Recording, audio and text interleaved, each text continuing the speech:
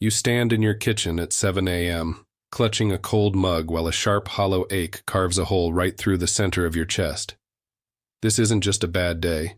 It's a heaviness weighing down your shoulders for 8 years. It's been months of setting tea for a ghost, watching steam rise into a silence louder than a scream. You've tried whispering to your garden and filling journals with secrets, yet nothing stops the walls from closing in. That crushing pressure in your ribs isn't grief. It's an alarm waking you to a danger hiding beneath your floorboards. In the next few minutes, you'll understand exactly what is happening and the secret someone you trust is desperate to hide. My name is Evelyn Rose Whitaker, a 67-year-old retired head librarian who spent 4 decades cataloging other people's stories, while my own life remained predictable. For 8 years, I have lived in the shadow of a profound absence since my husband, Thomas, a sturdy carpenter with hands that smelled of cedar and sawdust, suffered a sudden heart attack. Every morning, I find myself standing in our yellow kitchen, boiling water to prepare 2 identical cups of Earl Grey tea. I set them both on the mahogany table, only to watch the steam rise from his untouched mug as the empty chair syndrome hollows out my chest once again. The silence is a heavy weight. My world revolved around my son, Julian, a 38-year-old real estate agent, and his wife, Beatrice, who seemed more interested in my jewelry than my health. To cope with the solitude, I maintained 2 sacred habits: tending to my backyard herb garden while whispering to the rosemary, and keeping a detailed journal of things I want to tell Thomas. I believed my life was secure. Before we proceed, I want to thank you for being here. Please comment below telling me which city you are watching from. While this story is inspired by real cases of financial elder abuse, names and elements have been fictionalized for narrative purposes. I truly appreciate your support. In the cramped motel room on 4th Street, I sat on the edge of the sagging bed and opened the honeymoon suitcase Thomas had gifted me so long ago. As I began to unfold my cardigans, a small laminated slip of paper fell from a hidden side pocket I hadn't used in decades. It was a maintenance receipt dated August 12, 2014, for reinforced structural support in the basement bathroom, signed by a company I didn't recognize. Thomas was a master carpenter who handled every repair himself, so the idea of him hiring outside help for a simple bathroom wall seemed entirely out of character for his meticulous nature. I told myself he was probably just tired that summer. Then I remembered the morning Julian forced me to sign the final papers, his hands trembling with an odd, frantic energy as he hovered over the desk. I had walked past the basement door and noticed a faint, rhythmic humming vibrating through the floorboards, a sound that definitely shouldn't exist in a house with a deactivated furnace. When I asked Julian about the noise, he snapped that it was just old pipes settling, and practically shoved me toward the front door to meet the notary. These 2 anomalies, the professional receipt for a DIY man and that strange mechanical vibration, began to knit together into a cold, uncomfortable suspicion that my home held a secret Julian was desperate to sell. I sat at the small laminate table in room 212 of the Sunset Motel, the flickering neon sign outside casting a rhythmic red glow over the August 12, 2014 receipt. My librarian's mind began to catalog the discrepancies with clinical precision, noting that the structural support was billed at exactly $14,500, a staggering amount for a simple residential bathroom repair. I cross-referenced this date in my meticulous 2014 journal and found a disturbing entry. Thomas had claimed he was securing the future while Julian was away at a seminar in Chicago. Why would my husband hide a 5-figure renovation from our only son? The mechanical humming I heard earlier wasn't old pipes. It was a powered security system. The next morning, I drove my rusted 2012 sedan back toward Elm Street, parking 2 blocks away to avoid being spotted by Beatrice's sharp, judgmental eyes. I watched from behind a thick oak tree as a white van marked Rossi & Sons Plumbing pulled into my driveway at precisely 9:15 a.m. Julian emerged from the house, his $2,000 charcoal suit looking out of place as he gestured wildly toward the basement windows, with a frantic energy I hadn't seen since his gambling debts first surfaced in 2019. He was paying for professional services on a house he claimed was a lost cause, and the urgency in his movements suggested he was hunting for something specific. When Julian finally left to meet a client at the Pine Valley Country Club, I approached the van, my heart hammering against my ribs like a trapped bird. Leo Rossi, a gruff man of 52 with grease-stained overalls, stepped out and squinted at me through the midday sun, his expression shifting from confusion to sudden, warm recognition. "Miss Whitaker? From the county library?" he asked, his voice softening as he remembered the woman who had helped him research his first trade license 30 years ago. He looked at the house, then back at me, his brow furrowing as he realized the empty estate Julian had described was actually my stolen sanctuary. Leo led me toward the backyard, lowering his voice to a conspiratorial whisper as he explained that Julian had hired him to rip out the basement bathroom plumbing immediately. He showed me a digital photo on his rugged phone of a massive industrial-grade steel plate he had uncovered after swinging a sledgehammer at what he thought was simple drywall.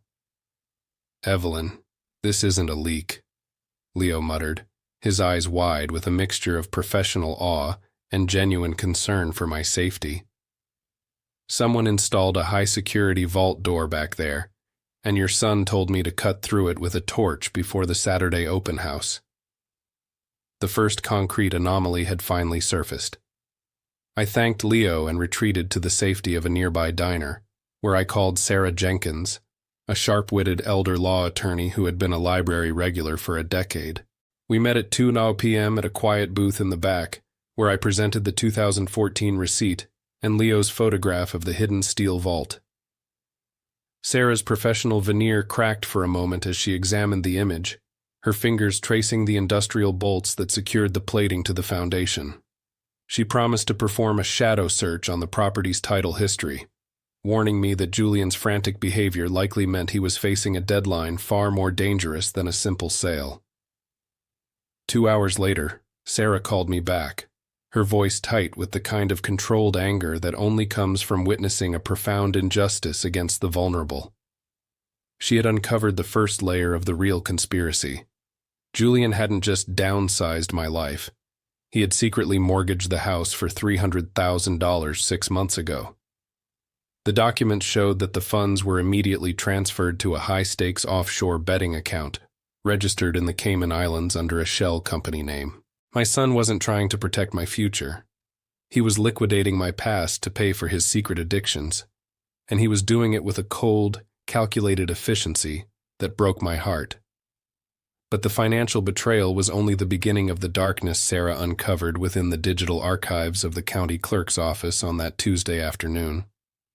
She found a notice of default issued by Apex Holdings, a private lending firm that specialized in predatory loans for desperate real estate agents with failing portfolios. Julian owed them exactly $450,000, and the house was the only collateral left between him and a total financial collapse that would land him in a federal prison. The second revelation was even larger.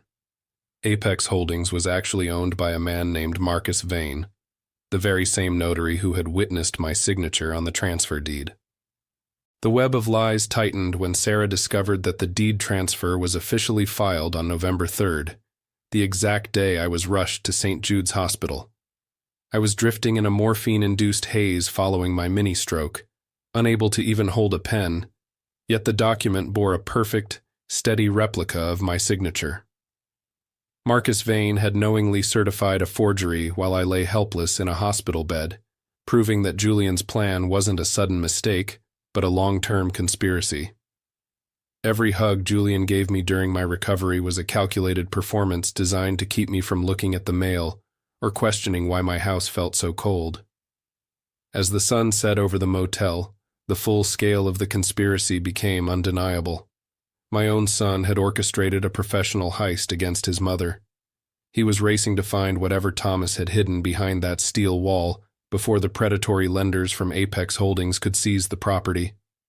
I realized then that I wasn't just a victim of greed, but the target of a criminal network extending far beyond our family.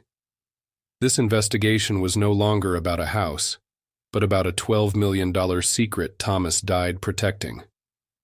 If you were in my position, would you call the police immediately, or wait to see what's in the vault?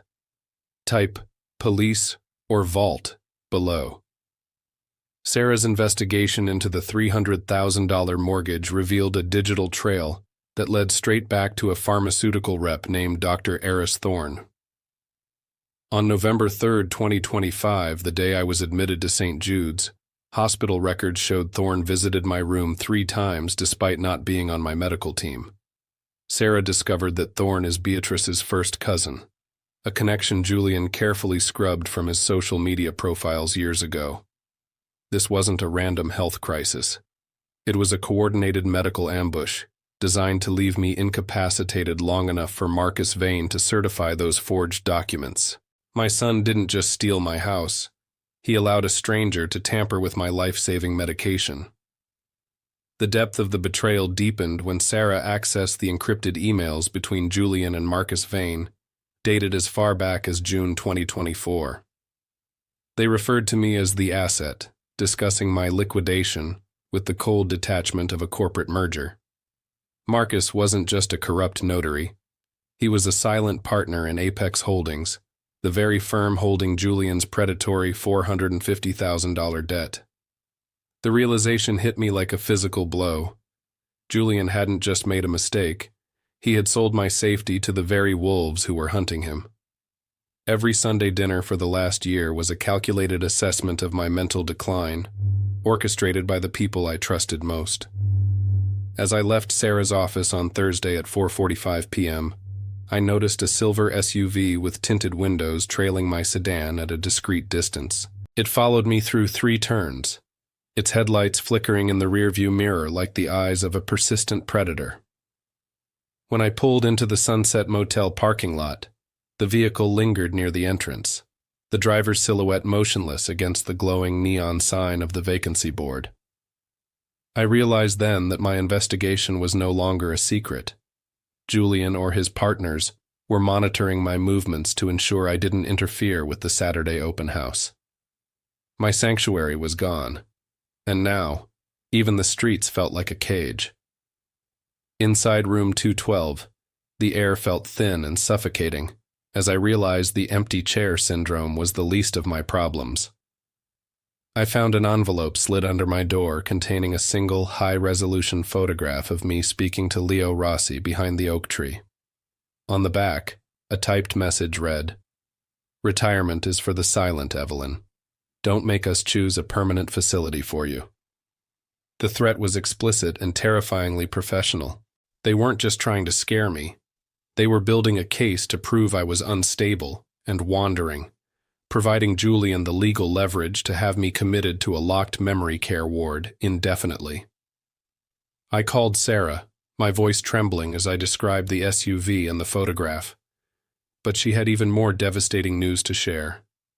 She had tracked the ownership of Apex Holdings through 3 layers of shell companies, finally reaching the ultimate beneficiary, a man named Victor Drazen. Victor was Thomas's former business partner, who had disappeared after a 2008 embezzlement scandal that nearly destroyed our family's reputation. Thomas had spent years documenting Victor's crimes, and I suddenly understood that the $12 million vault wasn't just an inheritance. It was a shield against a man who had spent 2 decades planning his revenge. Julian had unwittingly invited our family's greatest enemy into my very living room. The risk shifted from financial to existential when Sarah discovered a petition for involuntary guardianship filed in the county court on Wednesday morning. Julian had used the hospital records from my November stroke, records Thorne had likely altered, to argue that I was no longer capable of managing my own affairs or physical safety. The hearing was scheduled for Monday, which meant Julian only needed to keep me contained for another 72 hours to gain total legal control over my body and the vault. If he succeeded, he could sign me into a facility and legally discover the $12 million himself, claiming it was for my long-term medical care. I spent the night of March 17th sitting in the dark, clutching Thomas's 2014 journal, as if it were a physical weapon against the darkness. I found an entry from September that I had previously overlooked. Victor is back. He's using Julian's weakness for the cards to get to the bones of this house. Thomas knew. He had seen the rot starting in our son years ago, and had built that steel vault not just to store gold, but to trap the truth. My husband died trying to protect a son who was already being groomed by a predator, and now I was the only person standing between Victor Drazen and the total destruction of the Whitaker name. At 3 a.m., the handle of my motel room door turned slowly, the metal clicking with a sickening, deliberate precision that made my skin crawl. I pushed the heavy oak dresser against the door, my breath coming in shallow gasps as someone leaned their weight against the wood from the outside. "We know you have the receipt, Evelyn," a voice whispered through the gap, a voice that sounded hauntingly like Marcus Vane's polished professional tone. They weren't waiting for the court date anymore. The urgency of the $12 million was forcing them to take desperate, violent measures to silence the only witness to their multi-layered fraud and elder abuse. I managed to climb through the bathroom window, tumbling into the wet grass and sprinting toward the shadows of the nearby alleyway. I realized that my life, my sanity, and Thomas's final legacy were all hanging by a single fraying thread of luck and librarian's logic. The conspiracy had grown from a son's greed into a syndicate's execution, and the next 24 hours would determine if I found justice or a nameless grave. What I am about to tell you next is deeply disturbing and may be difficult for some to hear. If you are sensitive to themes of extreme betrayal, you may want to leave now. Are you still with me? The final latch of the internal steel lockbox clicked open at exactly 4:12 a.m., revealing a crimson ledger that smelled of Thomas's cedar tobacco. My hands shook as I pulled out a private autopsy report, commissioned by Thomas himself, just 6 weeks before his supposed heart attack in 2018. The toxicology screen was highlighted in jagged blue ink, showing lethal traces of digitoxin, and a hidden contract revealed that Thomas had secretly bought out Victor Drazen's shares in Apex Holdings years ago. My breath hitched as I realized my husband didn't just die. He was systematically murdered by someone who wanted to steal the very company he had used to protect our family's future. A violent chill surged from my spine, turning my limbs into leaden weights as the walls of the motel seemed to shrink inward. My stomach twisted into a hard, agonizing knot, and I had to lean against the cold porcelain sink to keep from collapsing onto the linoleum. The air in my lungs turned to shards of glass, making every gasp a physical struggle against the crushing weight of this realization. It wasn't just greed that drove Julian and Beatrice. It was a blood-soaked conspiracy that started the moment they realized Thomas was the secret landlord of their failures. The empty chair wasn't a hole left by fate. It was a crime scene. My mind raced back to the Thanksgiving dinner of 2017, when Beatrice insisted on preparing Thomas's special herbal tea, her eyes tracking every sip he took with a predatory focus I had dismissed as mere affection. I remembered the way Julian refused to look his father in the eye for months, his hands constantly twitching whenever the topic of the basement renovation arose. Every get-well card and every sympathy hug they gave me during the funeral now felt like the touch of a serpent's scales against my skin. The love I had carried for my only child shattered into 1,000 jagged pieces, replaced by a cold, librarian's demand for absolute justice. I closed the ledger with a final decisive snap, the sound echoing like the closing of a coffin lid on my former life. I wasn't the victim anymore. I was the primary creditor of the $12 million debt that was currently suffocating my son's sanity. I checked my reflection in the cracked mirror, seeing a stranger with eyes of flint who was ready to reclaim her fortress and bury the traitors.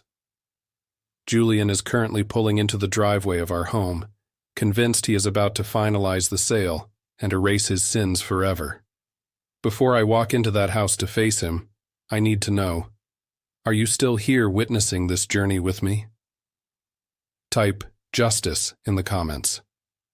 On Saturday, March 18th at 8:45 a.m., I sat in my high-backed velvet armchair in the center of the living room, facing the mahogany door.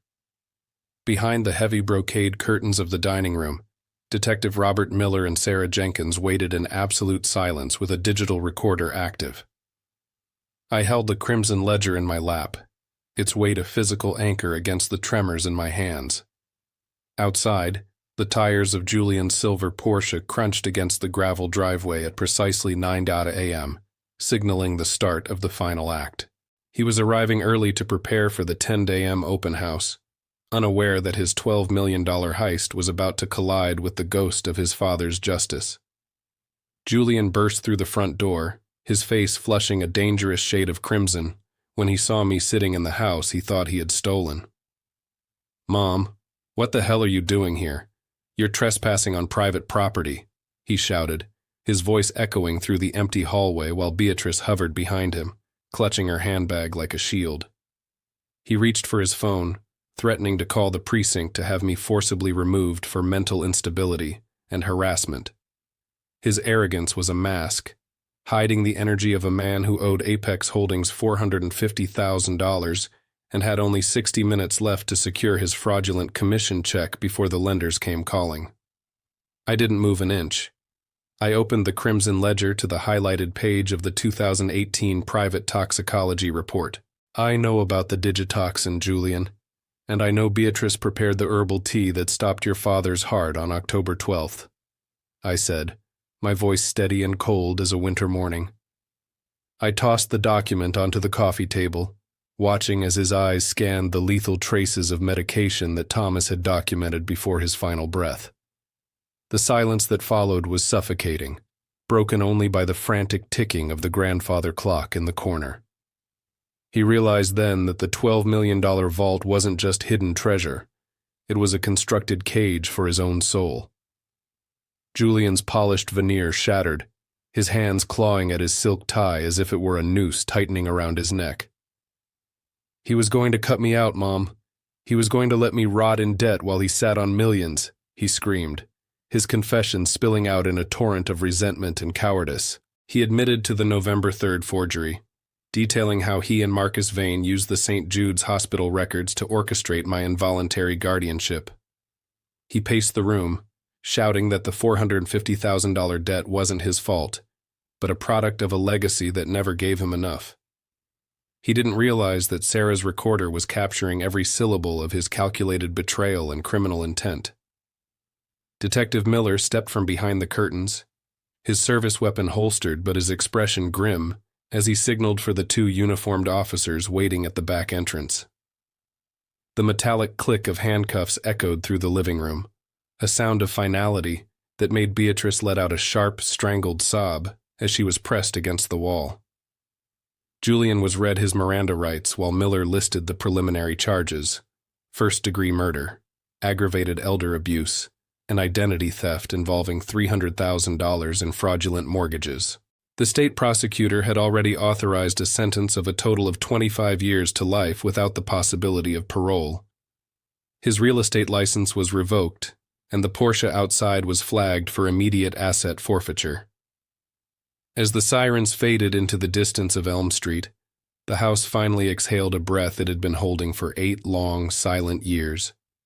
Sarah squeezed my shoulder, confirming that the title to the property had been legally restored, and the $12 million in gold was now under protective escrow.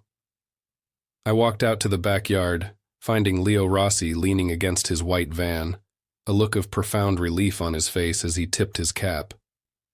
I sat on the porch swing, watching the sun dip below the horizon, the light catching the rosemary in my garden. The empty chair syndrome was gone, replaced by the quiet, heavy peace of a woman who had brought her family home. 6 months have passed since the flashing blue lights faded from Elm Street, and the house is now the Whitaker Foundation for Financial Justice. I spend my afternoons in the expanded herb garden, teaching residents how to identify the subtle weeds of financial manipulation before they take root in their lives. This morning, I visited Thomas's resting place at Oak Hill, placing fresh rosemary and cedar sprigs on the granite marker. For the first time in 8 years, I didn't set 2 cups of tea. I drank mine alone, knowing his silent protection finally completed its long mission. The silence in the kitchen no longer feels like a hollow void, but a peaceful, earned sanctuary of absolute truth.